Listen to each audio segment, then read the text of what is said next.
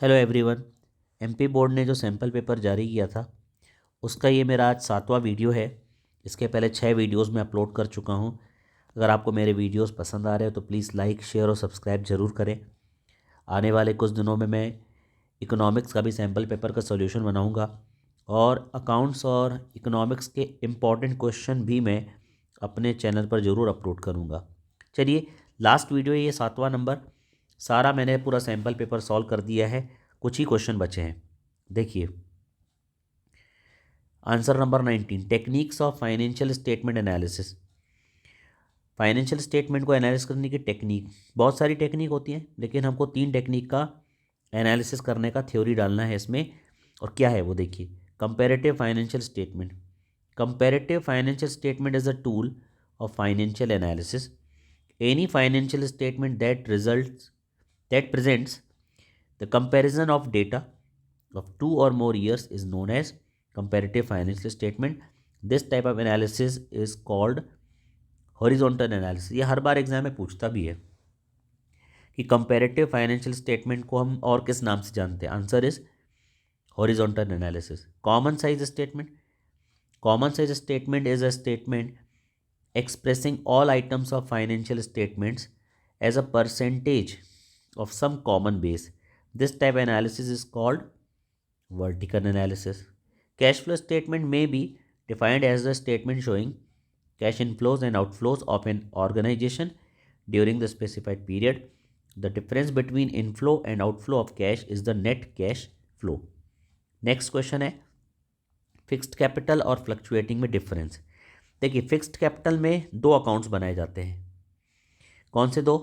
एक fixed capital account, एक current account. जबकि फ्लक्चुएटिंग में केवल एक ही अकाउंट बनाया जाता है और वो है capital account. Only one account is maintained, partners capital account. इसमें कौन सा बनाते हैं? पार्टनर्स कैपिटल और partners current. Change in capital account, the amount of capital contributed by each partner remains the same accept in certain cases. इस वाले method में capital fix रहती है लेकिन कुछ केसेस को छोड़ के। जबकि इस वाले मेथड में, जैसा कि नाम ही है फ्लक्चुएटिंग, इसमें कैपिटल हर साल बदलती रहती है। क्लोजिंग बैलेंस क्या होता है? फिक्स्ड कैपिटल मेथड में कैपिटल अकाउंट हमेशा क्लोजिंग क्रेडिट बैलेंस शो करता है और करेंट अकाउंट डेबिट या क्रेडिट दोनों में से कोई भी बैलेंस शो कर सकता है। जबकि फ्लक्चुएटिंग कैपिटल में क्रेडिट बैलेंस भी हो सकता है, डेबिट बैलेंस भी हो सकता है। ट्रीटमेंट ऑफ यूजुअल एडजस्टमेंट, सारे एडजस्टमेंट हम कौन सा अकाउंट में करते हैं? करेंट अकाउंट में करते हैं। इसमें सारे एडजस्टमेंट कैपिटल अकाउंट। एडजस्टमेंट मतलब interest on capital, partners salary, partners commission, share in profit, ये सारे एडजस्टमेंट करेंट अकाउंट में होते हैं और इसमें ये सारे एडजस्टमेंट कैपिटल अकाउंट में होते हैं। Different methods of payment of amount due to a retired partner. अगर कोई पार्टनर रिटायरमेंट लेता है तो उसको 2 तरीके से पेमेंट किया जाता है। Payment of full amount in lump sum. If the firm possesses sufficient amount of cash, then full amount of claim can be paid to the retiring partner on the date of retirement itself. Sometimes bank loan is obtained to pay the amount due to retiring partner.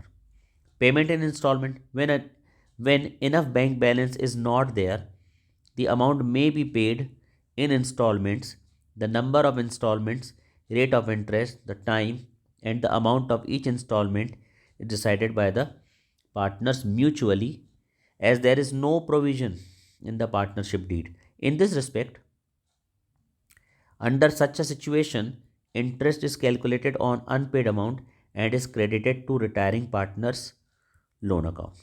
22nd number, types of preference share. पहला convertible, दूसरा non convertible.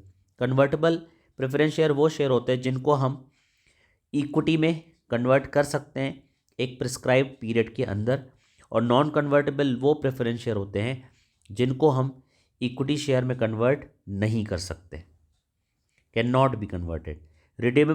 Redeemable preference shares are those shares which are repayable after a fixed period. और irredeemable preference share वो share होते हैं जिनको एक certain time के बाद, या जिनको पेमेंट नहीं किया जाता, लेकिन उनको सिर्फ तभी पेमेंट किया जाता है जब कंपनी का क्या होता है, लिक्विडेशन। कंपनी जब बंद होने वाली होती है तभी उनका पेमेंट होता है। Last question, limitations of cash flow statement.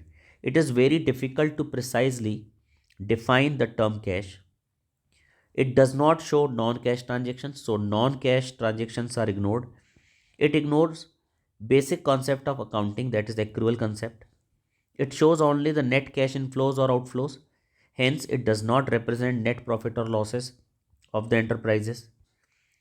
There are controversies over a number of items like checks, stamps, postal orders, etc., to be included in cash or not.